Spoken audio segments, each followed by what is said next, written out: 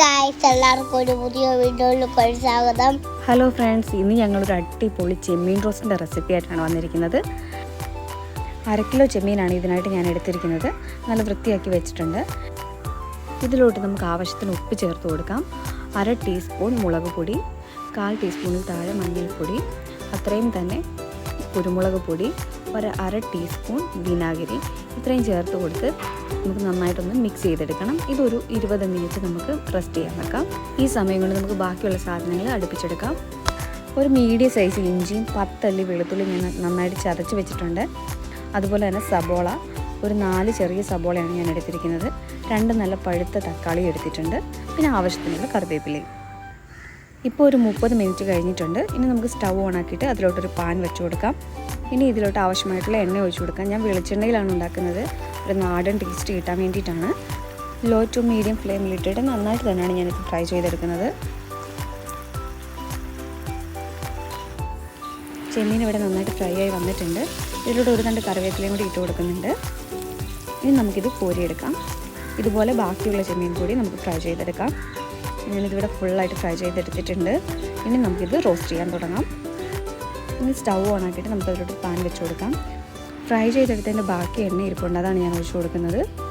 അതിനുശേഷം എണ്ണ നന്നായിട്ട് ചൂടായി കഴിയുമ്പോൾ നമുക്കതിലോട്ട് കടുകിട്ട് കൊടുക്കാം.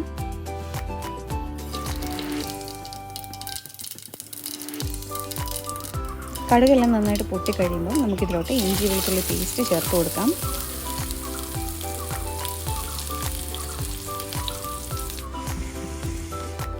ഇതിൻ്റെ പച്ചമണമൊക്കെ ഒന്ന് മാറി വന്നു കഴിയുമ്പം നമുക്കിതിലോട്ട് സബോള ചേർത്ത് കൊടുക്കാം.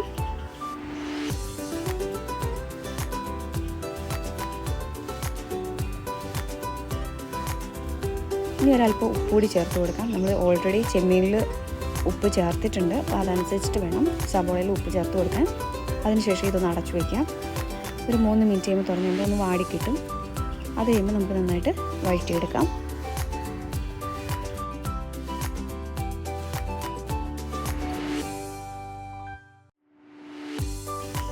ഇനി ഇതിലൂടെ 2 തണ്ട് കറിവേപ്പില ഞാൻ ചേർത്ത് കൊടുക്കുന്നുണ്ട്.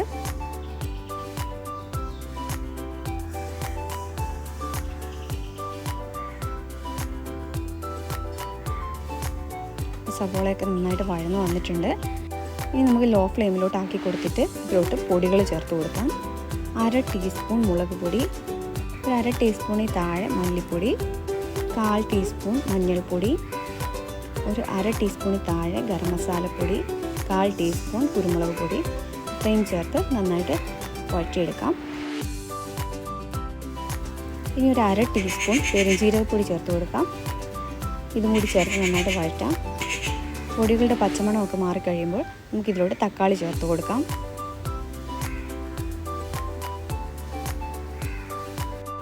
തക്കാളിയൊക്കെ നന്നായിട്ട് വെന്തുടഞ്ഞ് വരണം, അതുവരെ നന്നായിട്ട് ഇത് വഴറ്റിയെടുക്കാം.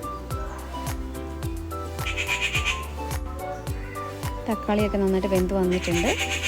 ഇനി ഇതിലോട്ട് നമുക്ക് ചെമ്മീൻ ചേർത്ത് കൊടുക്കാം. 1/2 കിലോ ചെമ്മീൻ ഇത്ര അല്ല ഫ്രൈ ചെയ്ത് വരുമ്പോൾ ഇതിൽ കൂടുതൽ ഉണ്ടായിരുന്നതാണ്, ഇപ്പോൾ ഇത്രയായി പോയതാണ്. ഓക്കെ, നമുക്കിനി ഇതിലോട്ട് ഒരു 4 ടേബിൾ സ്പൂൺ വെള്ളം കൂടി ചേർത്തിട്ട് ലോ ഫ്ലെയിമിൽ ഇട്ടിട്ട് അടച്ചു വെച്ചിട്ട് നമുക്ക് വേവിച്ചെടുക്കാം. നമ്മുടെ ചെമ്മീനിൽ ഈ മസാല എല്ലാം ഒന്ന് പിടിക്കണം, അതിന് വേണ്ടിയിട്ടാണ്. ഇത് വെള്ളമൊക്കെ വറ്റി വന്നിട്ടുണ്ട്. ഇനി തുറന്ന് വെച്ച് നമുക്കിതുപോലെ ഇളക്കി കൊടുത്ത് നന്നായിട്ട് റോസ്റ്റാക്കി എടുക്കാം.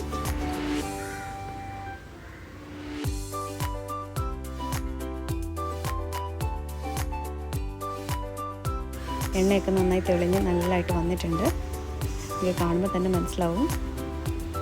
ഇത് ഈ പരുവത്തിനായിട്ടുണ്ട്. അടിപൊളി ചെമ്മീൻ റോസ്റ്റാണ്. നിങ്ങൾ എല്ലാവരും ട്രൈ ചെയ്ത് നോക്കണം.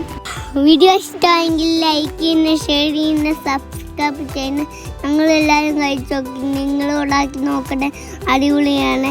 വീഡിയോ ഇഷ്ടമായെങ്കിൽ ലൈക്ക് ചെയ്യുന്ന, ഷെയർ ചെയ്യുന്ന, സബ്സ്ക്രൈബ് ചെയ്യുന്ന. ബൈ.